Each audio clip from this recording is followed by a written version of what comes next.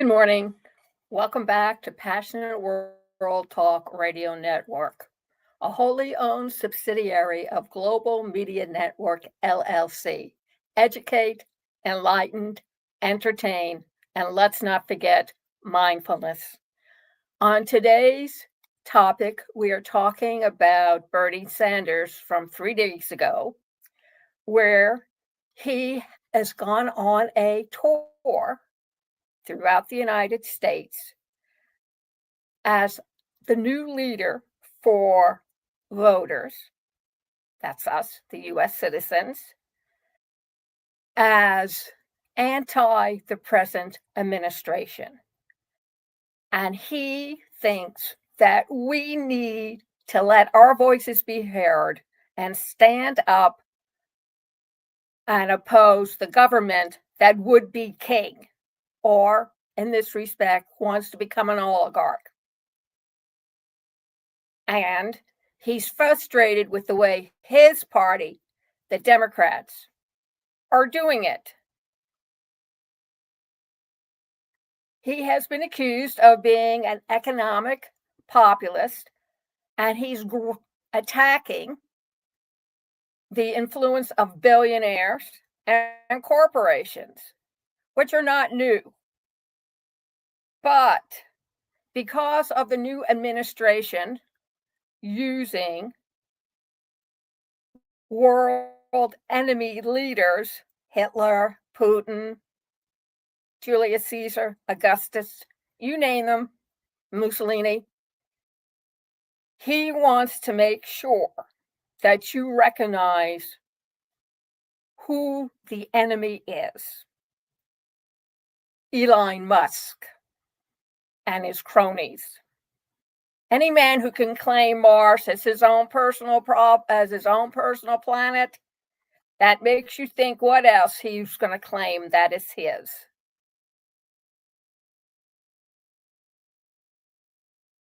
Mr. Musk has been influential and involved with all the cuttings, dismissals, firings, deportations.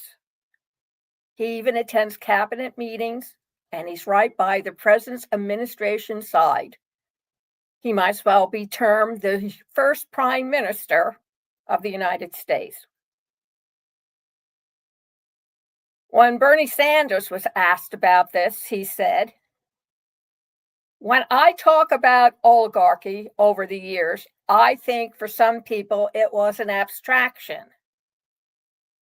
People understand you have to be blind not to see what we have today is a government of the billionaires, by the billionaires, and for the billionaires." But he also said that the Democratic Party had turned its back on the American working class and suggested the party capitalize on this moment by championing policies that address things like income inequality, healthcare, and climate change, and most importantly, reinstalling, and this is what I believe, the African Americans, the Hispanics, and women who have been removed from web pages because the current administration believes the only good thing a woman's for is to be on her back and spread her legs. I'd like them to spread their legs. See how they like it. On Thursday, Bernie Sanders kicked off a western swing of his Fighting Oligarchy tour with rallies in New York Democratic Republican Alexandria Ocasio-Cortez. The pair spoke to an overflow crowd of thousands inside and outside of the Mullet Arena at Arizona State University about the threat they say this present administration and its allies pose to American voters and the government and to our educational. Do you know that there are big Ivy League universities and colleges capitulating to the president's administration demands about gender, about racial equality and about allowing legal freedom of speech and protest demonstrations because they want that money from the government, and they'd rather sell their ethics and their morals for money. Think about it, folks. These are the so-called top 10 Ivy League schools and colleges that are willing to sell their soul to the devil to continue their money grants. And you want to send your kids there to pay their exorbitant prices? Why? Sanders pledged to the present administrations, we will not allow you to move this country into an oligarchy. Well, it's too late. He's already done that. We're not going to allow you and your friend Mr. Musk and the other billionaires to wreak havoc on the working families of this country. It's too late. It's called tariffs. And who pays it? The ordinary citizens of the United States.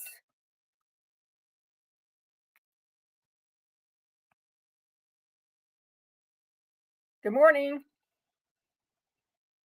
Good morning. Yes.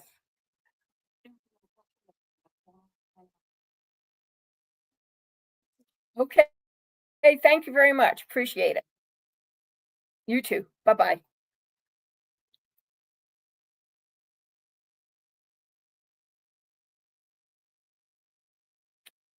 Mr. Sanders went on to tell the present administration, you're not going to destroy Social Security. You're not going to destroy Medicaid. You're not going to destroy the Veterans Administration.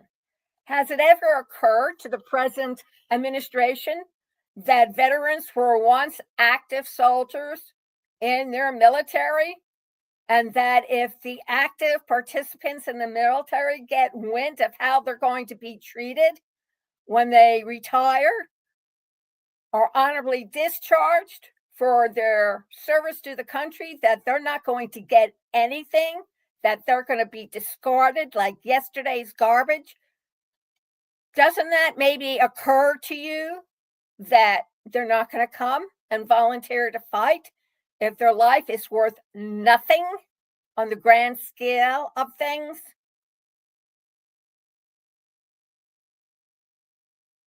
Bernie Sanders' director said that more than 30,000 people showed up in Denver, Colorado to hear him speak, a larger crowd than any event during his 2 presidential runs. In the first months of when the present administration returned to the White House, his Department of Government efficiency effort led by Musk has seen chaos and confusion, from widespread terminations of government contracts, federal workers, and attempted wholesale elimination of agencies and departments. And while Democrats do not hold Congress or the White House,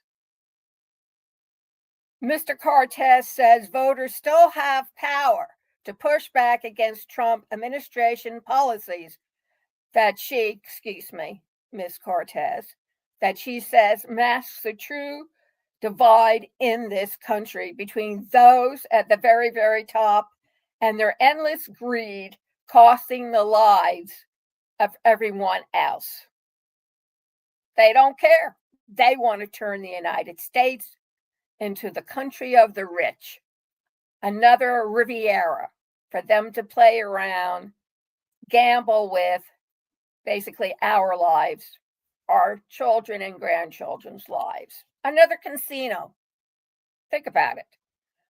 Ironically, the most decisive forces in this country are actually starting to bring more of us together.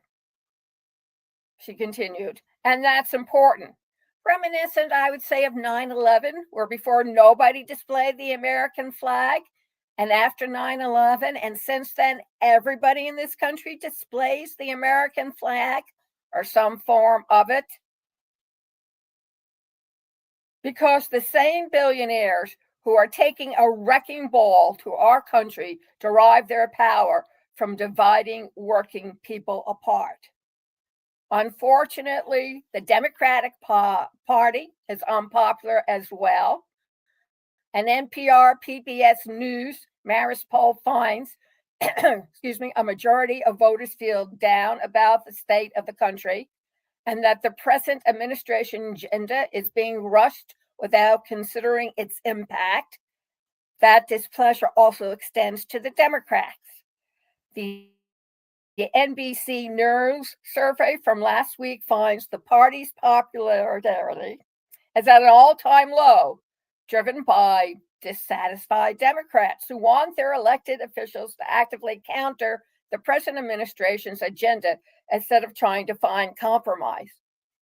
Hey, what do you expect? They're all old men and old women, and they've been shaped and molded by the 20th century.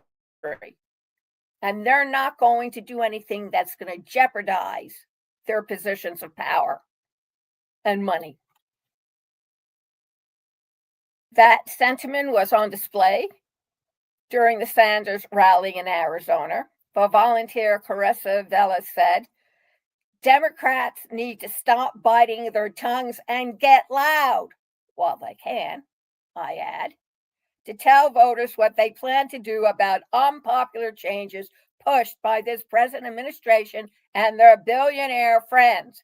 Yes, the present administration bragged about how money is pouring in from the billionaires. Think about that. Billionaires, which is what an oligarchy is supported by. Even the kings of old bankrupt their countries. That's why they were continually taxing the peasants who didn't have the money. They left the knights and squires alone, more or less. She continues that the only way they're going to succeed is that they need to organize themselves. They need to show their faces everywhere they go. And they're going to be so exhausted. By the end of the day, if we want to take back our democracies, that's what we got to do. No war was ever won by sitting on your couch. You know what I mean? That's right. You have to do something. All these rights and privileges you've been enjoying since World War II, now is the time to stand up and be counted. You've had warnings with Nixon. And you have warnings with other people who have come to office. So, what are you going to do? Are you going to do something? Or are you going to let it all happen? Because the soothsayers have prophesized it. Thank you very much for joining me this morning on Special Report with Lillian. You can hear this all over again and see it by going over to our website, passionateworldtalkradio.com. Scroll down until you come to State of Current Affairs. Click on it. It will take you to a Google link. Click on that, and that will take you to a player inside the belly of the beast, which is YouTube, and you can listen to this. Pay attention. Find out what you need to do. Phone calls are great. Contacting both your Congress and Senate leaders are great, but it's you who have to stand up for your individual rights if you don't want your Constitution and freedom of speech taken away. And ladies, for ladies to vote, women in this country, equal rights for women, it's not a done deal. It was never ratified. So it's easily taken away, erased, dismissed by the present administration. So how are you going to bring up your daughters? Just to bear children and stay home and be somebody's slave? Or are you going to stand up and be counted among the power women? Think about it. Change comes swiftly, but revenge is a dish best served cold. Thank you very much for listening to this special report and opinions by me, Lillian Cauldwell. And if you need help with writing or speaking or doing your homework or writing a paper or research, check out AIwithlillian.com. It'll take you over to Ruby, take a look at the demo, read the testimonials. Artificial intelligence, it's a no-brainer. Why? Because overseas, they have already developed thousands of robots to go into the homes of private people and help them around. So that is a form of artificial intelligence. The Chinese have manufactured army dogs, combat dogs. So you can't get away from the future. It is here to stay. Thank you very much and have a great day.